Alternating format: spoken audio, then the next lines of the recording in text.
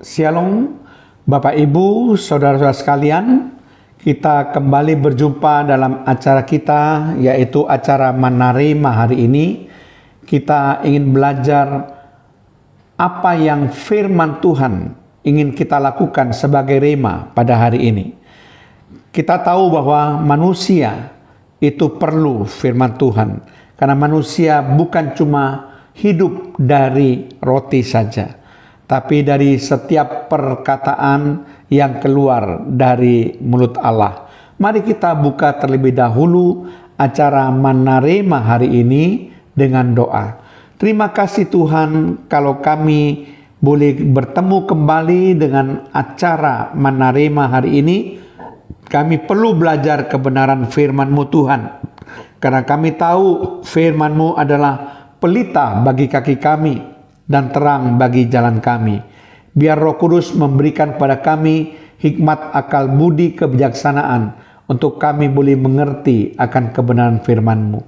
Terpujilah nama-Mu Tuhan, di dalam nama Tuhan Yesus Kristus. Haleluya. Amin. Shalom Bapak Ibu, saudara-saudara sekalian.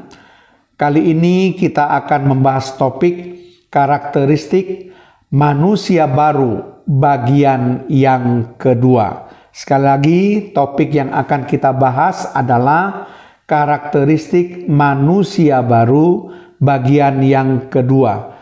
Kita sudah membahas dalam bagian yang pertama karakteristik manusia baru poin yang pertama sampai poin yang keempat. Nah, kali ini kita akan membahas karakteristik manusia baru poin yang kelima sampai poin yang ke-8. Nah, apa saja karakteristik manusia baru? Mari kita akan melihat, saudara, di dalam Roma pasal yang ke-6 ayat yang ke-22.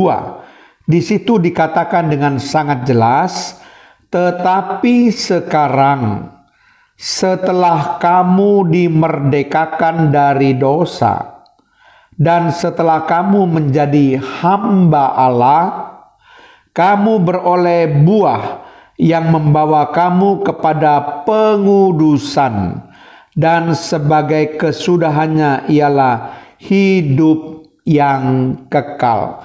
Nah, dari ayat Roma pasal 6 ayat yang ke-22 ini, kita melihat karakteristik manusia baru yang kelima, yaitu manusia baru menjadi hamba Allah yang hidup dalam kekudusan untuk mendapatkan hidup yang kekal. Sekali lagi, manusia baru menjadi hamba Allah yang hidup dalam kekudusan untuk mendapatkan hidup yang kekal.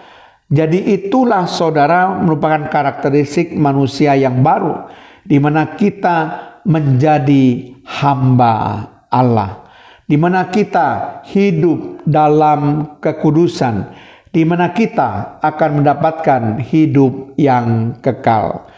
Kemudian kita akan membahas kembali karakteristik manusia baru yang ke-6. Apa itu?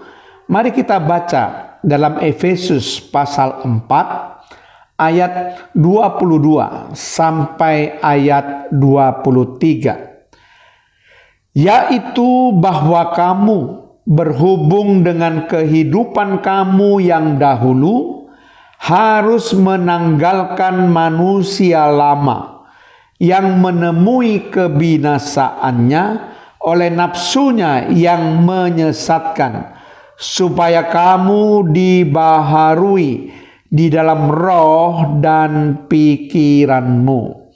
Nah, dari ayat Efesus pasal 4 ayat 22 sampai 23 dengan sangat jelas ini mengatakan bahwa manusia baru itu mengalami pembaharuan roh dan pikirannya. Sekali lagi, karakteristik manusia baru yang ke-6 adalah manusia baru mengalami pembaharuan roh dan pikirannya. Jadi ketika kita menjadi manusia baru dalam Kristus Yesus, roh kita dibaharui terus-menerus dan pikiran kita juga dibaharui terus-menerus oleh Roh Kudus. Sehingga kita memiliki roh yang baru dan pikiran yang baru yang membuat kita menjadi ciptaan yang baru di dalam Kristus Yesus. Nah, itu adalah karakteristik manusia baru yang ke-6. Kita akan melihat lagi karakteristik manusia baru yang ke-7. Kita membaca dalam Kolose pasal yang ke-3 ayat yang ke-5 sampai 9.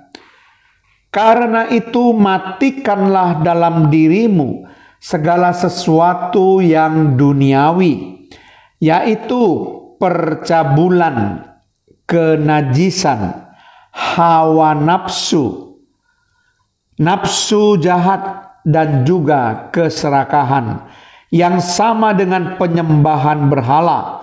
Semuanya itu mendatangkan murka Allah atas orang-orang durhaka.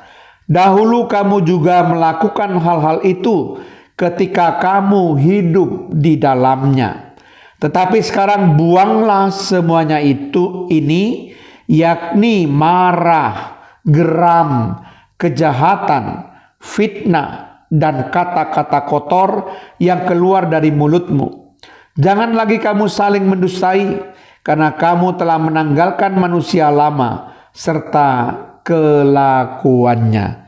Nah, sangat jelas sekali dalam Kolose 3 ayat 5 sampai 9 kita mendapatkan karakteristik manusia baru yang ke-7, yaitu manusia baru mematikan dan membuang segala sesuatu yang duniawi. Sekali lagi, manusia baru mematikan dan membuang segala sesuatu yang duniawi. Hal-hal yang duniawi sudah dijelaskan dengan sangat jelas oleh Kolose 3 ayat 5 sampai 9. Misalnya percabulan, kenajisan, hawa nafsu, nafsu jahat, keserakahan, penyembahan berhala, kemudian juga marah, kemudian geram, kejahatan, fitnah, kata-kata kotor, dusta. Jadi itu adalah segala sesuatu yang duniawi. Itu kita harus matikan dan kita harus buang. Karena kita sudah menjadi manusia baru dan kita tidak layak melakukan semuanya itu. Nah, kita akan membahas karakteristik manusia baru yang ke-8 yang terakhir. Apa karakteristik manusia baru yang ke-8? Kita baca Kolose pasal yang ke-3, ayat yang pertama sampai ayat yang kedua.